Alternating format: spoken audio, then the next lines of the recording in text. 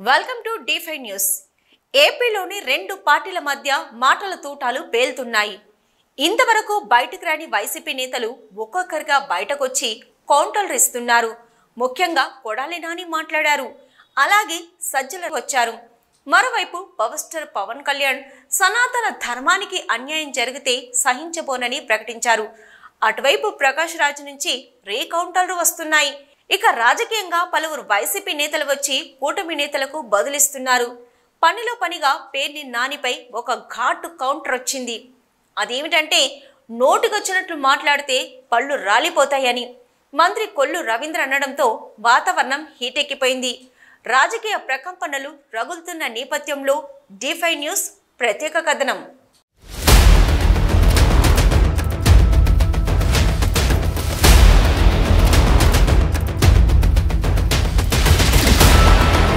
ఒక తీవ్రమైన వివాదాస్పద అంశం తెరపైకొచ్చింది.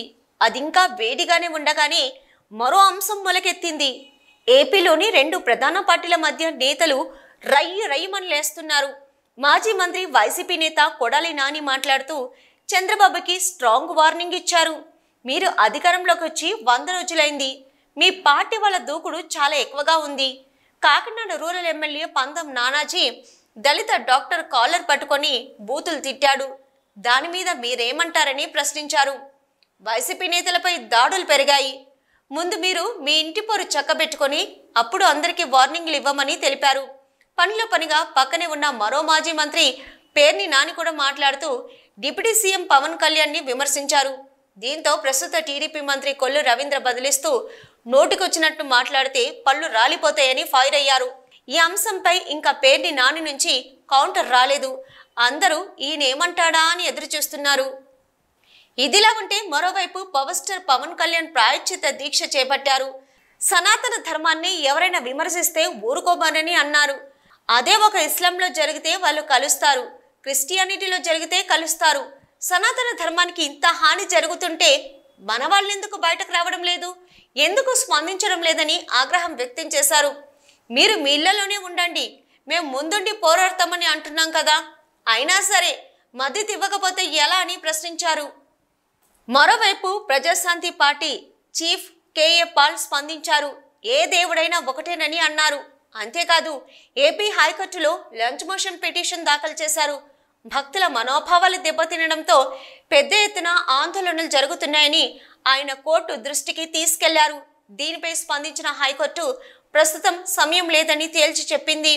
వచ్చే వారం రెగ్యులర్ పిటిషన్ వేసుకోవాలని కేఏ పాల్కు హైకోర్టు ధర్మాసనం సూచించినట్టు చెప్తున్నారు. అయితే కేఏ పాల్ విలేకరుల సమావేశంలో మాట్లాడుతూ తిరుపతి క్షేత్రాన్ని కేంద్రపాలిత ప్రాంతంగా ప్రకటించాలని డిమాండ్ చేశారు. ప్రత్యేక హోదా కోసం, స్టీల్ ప్లాంట్ కోసం పోరాటం చేద్దామని పాల్ ప్రతిపాదించారు. మొత్తానికి సమస్య ఎక్కడుంటే కేఏ పాల్ అక్కడే ఉంటాడని అందరూ అనే మాట నిజమే అంటున్నారు. అంతేకాదు తన మాటల్ని చాలా మంది తేలిగ్గా కొట్టపెరుస్తున్నారు. కానీ అందులో కూడా కొన్ని మంచివి ఆచరించదగ్గవి ఉన్నాయని నెటిజన్లు వ్యాఖ్యానిస్తున్నారు. ఇంకోవైపు నుంచి ఎంఐఎం అధినేత ఎంపీ అసదుద్దీన్ ఓవైసీ స్పందించారు. లడ్డూ తయారీ కల్తీ బాధాకరమన్నారు. వక్ఫ్ బోర్డు చట్ట సవరణ కూడా అలాంటిదేనని వ్యాఖ్యానించారు. వక్ఫ్ సవరణ బిల్లు 2024ను సమీక్షించడానికి ఏర్పాటైన జాయింట్ పార్లమెంటరీ కమిటీ ఇవాల్టి నుంచి అక్టోబర్ 1 వరకు రాష్ట్రంలో పర్యటిస్తుంది. 5 రాష్ట్రాల్లో చర్చలు జరిపి అభిప్రాయాలను సేకరిస్తుంది. ఈ నేపథ్యంలో ముస్లిం సంస్థల ప్రతినిధులు హైదరాబాద్లో సమావేశమయ్యారు. ఈ నెల 28న జేపీసీ హైదరాబాద్కు వస్తుందన్నారు. తెలంగాణ వక్ఫ్ బోర్డు చైర్మన్ అజ్మతుల్లా హుస్సేని, ఆంధ్రప్రదేశ్, తెలంగాణ, ఛత్తీస్గఢ్ రాష్ట్రాల వక్ఫ్ బోర్డులు ముస్లిం సంస్థల ప్రతినిధులతో చర్చలు జరిపి అభిప్రాయాలను తీసుకుంటుందన్నారు. జాయింట్ పార్లమెంటరీ కమిటీలో హైదరాబాద్ ఎంపీ ఏఐఎంఐఎం అధినేత అసదుద్దీన్ ఓవైసీ సభ్యుడిగా ఉన్నారు. సవరణ పేరిట ఆర్టికల్ 26ను ఉల్లంఘిస్తున్నారని ఆరోపించారు.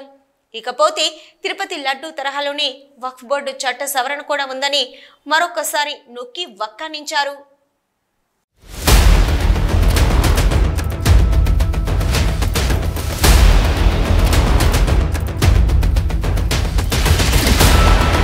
హిందూ సనాతన ధర్మంపై అందరూ రకరకాలుగా మాట్లాడుతున్నారు. అదే ఇందులో ఉన్న సౌలభ్యం అంటున్నారు. హిందూ ధర్మంలో అంతర్గత స్వేచ్ఛ ఎక్కువని కూడా చెప్తున్నారు. కానీ సమస్యను ముగించాలని కొందరు చూస్తుంటే కొనసాగించాలని కొందరు ఆలోచిస్తున్నారని అంటున్నారు. ఇక కాంట్రవర్సీ ఎక్కడుంటే పవన్ కళ్యాణ్ అక్కడ ఉంటాడనే దానికి ఈ వ్యవహారమే పెద్ద ఉదాహరణ అంటున్నారు. మరి వ్యవహారం ఎటు దారి తీస్తుందో విజ్ఞులు ఆలోచించాలని నెటిజన్లు అంటున్నారు.